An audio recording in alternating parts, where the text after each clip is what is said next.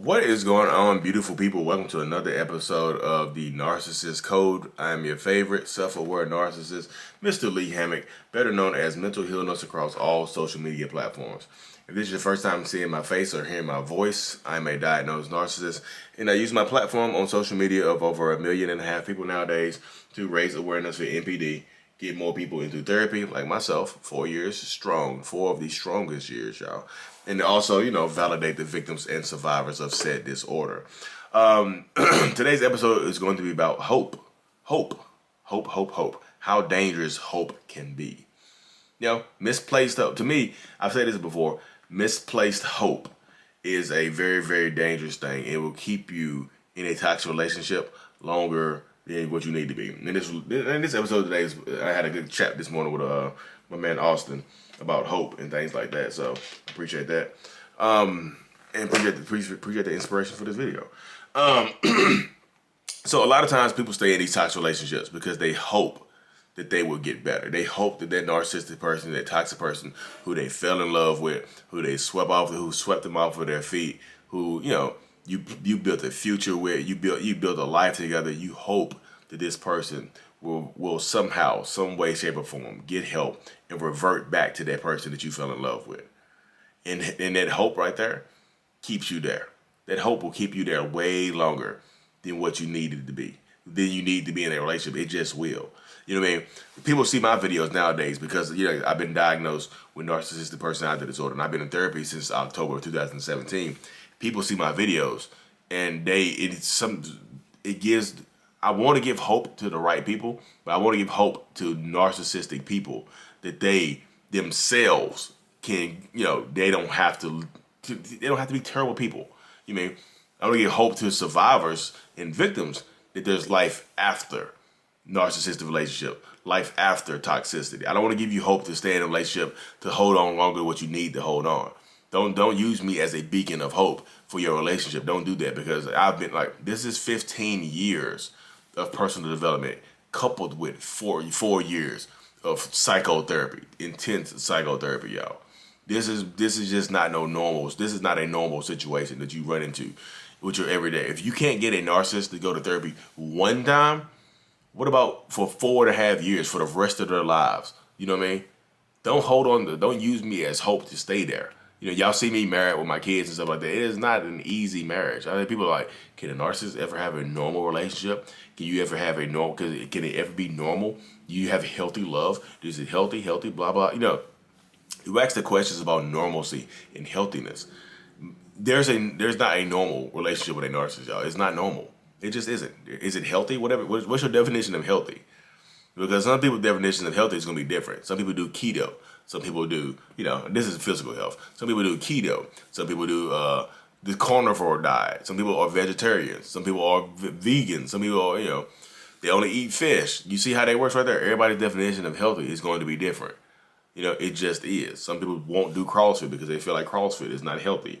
So you see, everybody's definition of healthy is going to be different.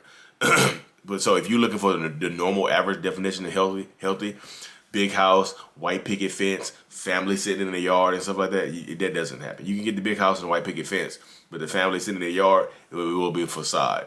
Somebody's unhappy. The kids are being mistreated. The wife or the husband is being mistreated or being mistreated. It's just that it doesn't go that way that you think it's going to go. And you know what you're dealing with too. And like I said, don't let hope keep you down. Don't let hope keep you down. There's a song by the rapper. I cannot wait till this brain fog leaves me, y'all. I'll be saying I done say a long, I done say a rappo. What up? There's a song by a famous rapper named Yellow Pain. You mean yellow, like the color yellow, pain, like in pain, yellow pain, called Once You Cheat. And he says the strongest trait of manipulation is giving hope. Because the hope has to come from somewhere, y'all. It's just not hope doesn't come out of thin air. There's something that's giving you hope, and it's typically that person in your life. Hey, I know. And sometimes they'll give you a fake ass moment of clarity, where they'll just seem like they go back to the old person and just say, hey, look, I know I've been doing you wrong. I gotta be better. I gotta do better. I'm gonna treat you better. I'm gonna treat you the way you deserve to be treated. That right there it can be poisonous to you. That right there is giving you misplaced hope. They can lead you to stay in a toxic relationship longer, which will lead you to be in pain and suffering for for an extended period of time. Giving like false hope is manipulation. Saying stuff like that is it just is a form of manipulation, because people say that and it's just letting you know that they know they are treating you terribly. They know that they are putting you through the ringer, and they know that they wouldn't stay through what you're staying through. They would not. They would not hold you down if you went to jail. They would not be there for you and stay with you if you cheat on them.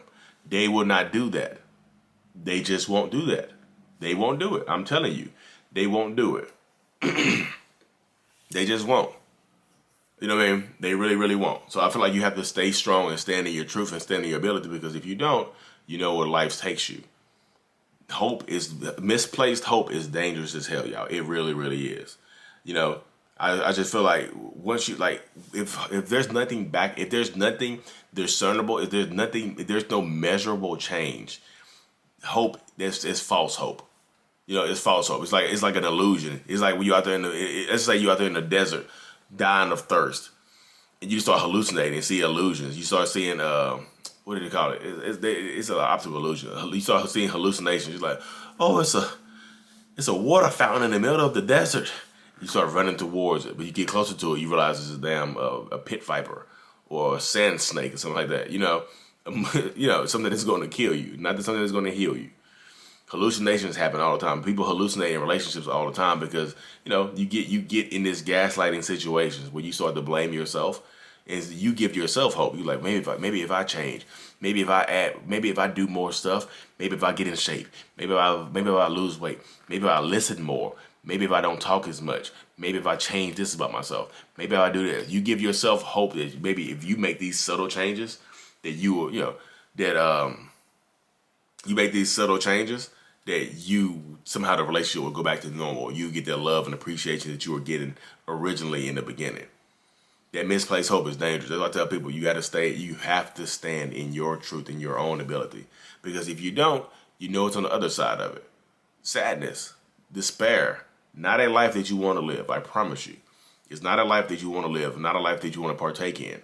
Not for a long period of time, because like you'll get around with friends and family or different couples and things like that. You know, it doesn't have to be couples. It can be your mom or your dad. You see other people's mom and dad. It can be your mom or dad who's a narcissistic person. Or your brother or your sister or your best friend. You see other people and they have good relationships with their mom and dad, and you are here suffering because your mom is a narcissist or your dad is a narcissist or something like that, and they're treating you terribly. You have hope that they'll change. Maybe they'll love me enough, you know, that they'll change. I hope they love me enough one day to treat me like a normal person. You know what I mean? So I feel like people in your situation right now, I feel like you have to stand in your truth and stand in your power, because if you don't, you know what's on the other end of it. I promise you. You know what I mean? So I think a lot of people get lost. You know, what consciously says lost in the sauce. You get lost in the sauce of things like that. And it hurts you, y'all. Because, like I said, you can get a lot of resentment for people in your life. Because a lot of people, when they get out of these toxic relationships, a lot of people want revenge. And that makes them feel like a narcissist because you want revenge. Revenge is a normal, like, y'all, I mean, I said dog. I'm talking to one of my homeboys. I said dog.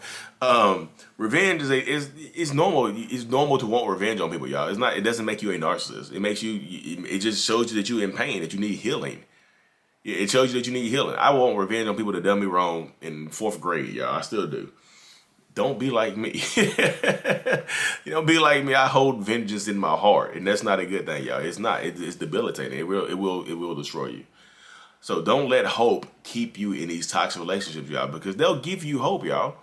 And like I said, a lot of times the hope. My man Austin pointed this out to me this morning. He said a lot of people get hope because they don't know what they're going through. They don't realize what they're going through. And that made a lot of sense to me. You said I do these one-on-ones, y'all. I learn. It's like I tell y'all. As much as y'all learn from me, I learn even more from you, because he made a lot of sense when he said that, because he said a lot of the hope comes from, and I talked to a man, he dealt with a narcissistic ex-wife, so I told y'all women can be narcissists too. It's not just a man thing.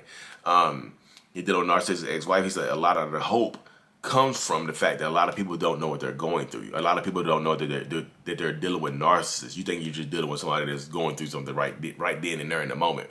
Somebody that you can help. Somebody that if you be there for them long enough, that they'll change. You hope that they'll change because if I stay through this stuff right here, maybe they'll change.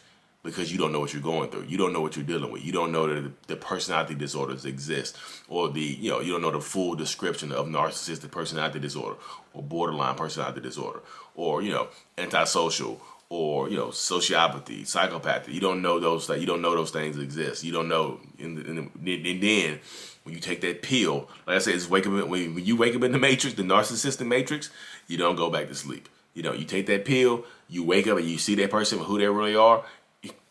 You can't go back to seeing them as that person you fell in love with in the beginning. It's tough, and that itself begins a internal battle between you and you. You start battling yourself because you know this is not the same person you fell in love with. You know this is not the same person that you met and you care about and you love. You know that. You know it. You understand it. It's there. It's right there in your face.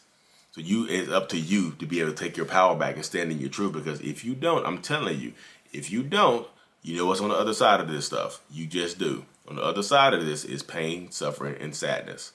You know what I mean? Because you have to take your power back. You have to be able to stand in your truth and stand in your power. And I want to give hope to the right people. If you're listening to this, don't take hope. Don't use this as a beacon of hope that your narcissistic partner is going to change. Use this as a beacon of hope that you learn more about narcissism and make correct decisions with your life so you can live a stronger, healthier life. And if you're a narcissist listening to this, go get help. Go sit your ass in the therapist chair. Take out your issues in the therapist chair, not in your significant other, not in your kids, not in your friends, not in your coworkers, not in your employees. Anyways, y'all, thank y'all for tuning into another episode. I really, truly appreciate y'all. Like and subscribe for more. If you're watching this on YouTube, turn on your notifications. I'm going live every single day this month. I'll be going live on Instagram today. So if you haven't followed me on Instagram, it's Mental Healness with 3 S's. Thank y'all for tuning in. Mental Healness is out. Peace.